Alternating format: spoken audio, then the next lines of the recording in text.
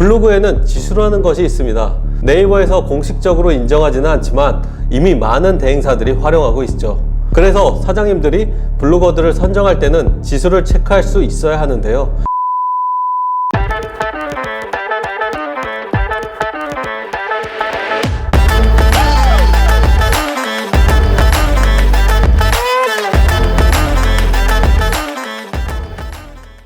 안녕하세요. 창업과 사업에 관한 이야기를 나누고 있는 인사이트 권입니다. 오늘은 식당 기초 마케팅에 관한 이야기를 나눌 건데요. 제가 생각하는 필수 마케팅, 체험단 운영에 관한 이야기입니다. 일전에 제가 인앤아웃 법칙을 이야기하면서 식당이 잘 되기 위한 로직은 안과 밖의 모든 것을 잘 해야 한다는 이야기를 한 적이 있는데, 오늘은 밖에서 잘 해야 하는 것에 대한 이야기를 하고자 합니다. 저는 네이버 체험단 운영이 초보 사장님들부터 프랜차이즈까지 가장 중요한 마케팅이라고 생각하는데요. 프랜차이즈 본사에서 가맹점 출점 시에도 체험단 운영을 안 하는 것을 거의 본 적이 없거든요. 제가 운영하는 직영점 중에 7년 된 매장이 있는데 해당 매장도 계속해서 체험단을 운영하고 있습니다. 그런데 제가 운영하는 체험단은 일반적인 체험단은 아닙니다. 이것은 뒤에서 이야기해 드리겠습니다. 당연히 해야 하는 마케팅임에도 불구하고 이걸 왜 해야 하는지, 어떤 식으로 해야 하는지를 잘 모르는 사장님들이 많습니다. 경쟁 업체들은 체험단, 네이버 예약, 영수증 리뷰, 저장하기,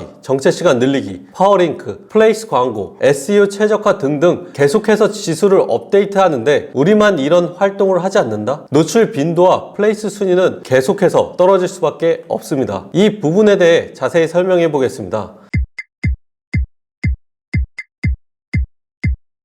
일단 우리 매장을 알리기 위해 체험을 시키는 것이 1차 목적입니다. 이 체험단들이 와서 만족하고 가면 주변에 입소문 내는 것은 당연하겠죠. 체험단을 운영하는 이유가 블로그를 써주니까 라고 단순하게 생각하는 사장님들이 많은데, 그건 사실 두 번째 문제입니다. 일단 체험단을 모집할 때 우리 지역에서 한 번이라도 글을 썼던 체험단을 모집해서 선정해야 하며, 그 사람들을 어떻게든 만족시켜야 입소문이 날 수밖에 없습니다. 하지만 내가 음식을 제공하는데, 내가 너한테 공짜로 주는 건데 너는 글만 쓰면 끝이잖아 라고 생각하시면 안 됩니다. 사실 그 체험단 또한 우리의 1차 고객이라 할 수 있으며, 보통 직원들을 1차 고객이라 하지만 체험단 또한 우리의 매장을 홍보해주는 직원이라 생각한다면 1차 고객이라 할 수 있습니다. 위와 같이 사장님들께서 안 좋게 생각하시는 부분을 매장을 이용하기 때문에 방문하는 체험단 또한 사람이기에 다 느끼게 됩니다. 이 사람이 진심으로 날 대해주는 건지 아니면 메뉴만 축내는 식충이라 생각하는지 말이죠. 영업을 잘하는 사장님들은 앞에 앉아있는 사람 뒤에 있는 사람들까지도 본다고 합니다.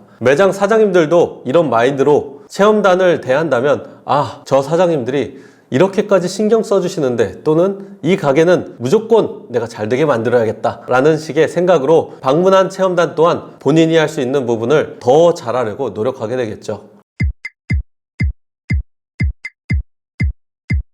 처음에 말씀드렸던 제가 운영하고 있는 일반적이지 않는 특별한 체험단 모집에 관한 이야기를 하겠습니다. 여기서부터는 조금 중요한 정보들을 알려드릴 건데요. 블로그에는 지수라는 것이 있습니다. 네이버에서 공식적으로 인정하지는 않지만 이미 많은 대행사들이 활용하고 있죠. 그래서 사장님들이 블로거들을 선정할 때는 지수를 체크할 수 있어야 하는데요. 이 지수는 무료로 체크할 때 블덱스라는 곳에 가셔서 체크하시면 됩니다. 이 주소는 저희가 고정 댓글로 달아드릴 수 있도록 하겠습니다. 물론 저는 유료로 체크하는 조금 더 디테일한 정보를 볼 수 있는 곳을 이용하고 있지만, 사장님들이 사용하시기에는 이 무료로 사용할 수 있는 곳도 충분하다고 생각합니다. 그럼 체크한 다음에는 체험단 지수는 준최적화 1단계부터 6단계까지 있고, 그 다음에는 최적화 단계가 있습니다. 저희 매장들은 무조건 준최적화 5단계 이상만 진행하고 있습니다. 왜 준최적화 5단계 이상일까요? 요즘 준최 3단계를 만드는 것은 크게 어렵지 않습니다. 사실 제가 하고 있는 사업 중에 마케팅 실행 비즈니스가 있는데, 저희 회사 내부에 있는 CMO는 준최 3을 하루에 수백 개도 만들 수 있습니다. 하지만 준최 4부터는 만들기가 쉽지가 않습니다. 그래도 어떻게 꾸역꾸역 만들 수는 있지만요. 근데 여기서 준최 5단계부터는 인위적으로 만들기도 쉽지 않을 뿐더러 평균 이상의 글쓰기 실력이 있는 블로거이기 때문에 저희는 준최 5단계 이상으로만 체험단 운영을 통한 바이럴 마케팅을 하고 있습니다. 그럼 사장님이 직접 모집할 때 준최 5 이상을 찾으시는 게 좋겠죠. 또한 대행사에게 요구할 때에도 준최 5 이상만 요구하시는 게 좋겠습니다.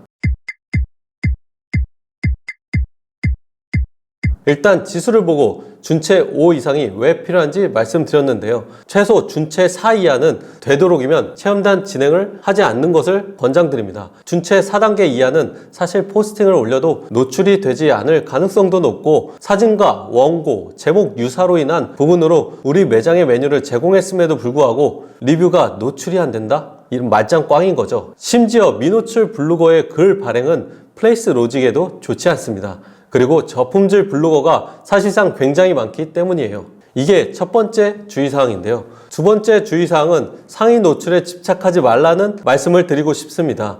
상위 노출에 집착하다 보면 결국 어뷰징으로 이어질 가능성이 높기 때문입니다. 체험단은 사실 상위 노출 보장이 아닙니다. 무슨 말이냐면 왜 나는 체험단을 이용했는데 상위 노출이 안 되지? 라고 말씀하시는 사장님들이 계시는데 그런 분들은 상위 노출을 보장해주는 대행사를 찾으시는 게 맞습니다. 하지만 그 대행사가 정상적으로 상위 노출을 보장할지 어뷰징을 할지에 대해서는 사실 사장님들께서 알아보기가 어려운 게 현실입니다. 그래서 상위 노출에 집착할 때에는 어뷰징에 관한 리스크를 감안하셔야 됩니다. 하지만 네이버가 약 3년 전부터 AI 기술에 투자한 비용을 생각하면 지금의 상황과 앞으로의 상황은 점차 어뷰징을 하는 업체와 대행사가 설 자리가 빠른 속도로 없어지고 있는 게 현실입니다. 그렇기에 성과가 조금은 더딜지언정 전공법으로 확실하게 매체에서의 우위를 만들어가기 위해선 지수 좋은 체험단을 꾸준히 이용하는 것 또한 지속 가능한 사업의 핵심 포인트라고 말씀드릴 수 있습니다. 세 번째는 모집 과정을 잘 봐야 하는데요. 우리 동네 근처에 관련된 키워드로 한 번이라도 글을 썼던 블로거를 모집해야 합니다. 그래야 입소문 효과라도 누릴 수 있겠죠. 부산에 있는 블로거인데 서울에 잠깐 놀러와서 체험단을 진행한다면 그 효과가 떨어지는 것은 당연하기 때문에 불특정 다수에게 모집을 하는 것은 피하는 것이 좋습니다. 단 은평구에 사는데 강남에서 여러 번 활동하는 블로거를 체험단으로 선정할 수는 있지만 이 역시 확률 싸움이라는 것은 어느 정도 감안하셔야 합니다. 그리고 잘 모르는 사장님들께서는 블로거의 방문자 수를 보고 체험단의 그레이드를 체크하시는데 사실 이 방문자 수는 인위적으로 늘릴 수 있기 때문에 방문자 수로만 판단하지 마시라고 말씀드리고 싶네요. 자, 그럼 여기서 정리. 첫 번째, 지수는 준체 5 이상. 두 번째, 상위 노출에 집착하다 어뷰징을 하지 말자. 단, 지수가 높을수록 상위 노출 확률이 올라가기에 확률이 높은 선택을 하자. 세 번째, 모집 과정으로 우리 동네 근처에서 한 번이라도 활동한 후 글을 쓰는 체험단을 모집해야 한다. 대행사에게 맡기던 직접 모집을 하시던 이 기준을 꼭 지키면서 하셨으면 좋겠습니다. 이 기준을 충족하지 못하는 마케팅 회사들이 힘들어질 수는 있겠지만 이게 가장 사장님들께 건강한 마케팅이며 사장님들이 알고 있어야 손해보지 않는 마케팅이라고 할 수 있습니다. 여기까지 오늘 저의 이야기가 도움이 되셨다면 구독과 좋아요, 알림 설정 부탁드리며 인사드리겠습니다. 창업과 사업에 관한 이야기를 하고 있는 인사이트 권이었습니다. 감사합니다.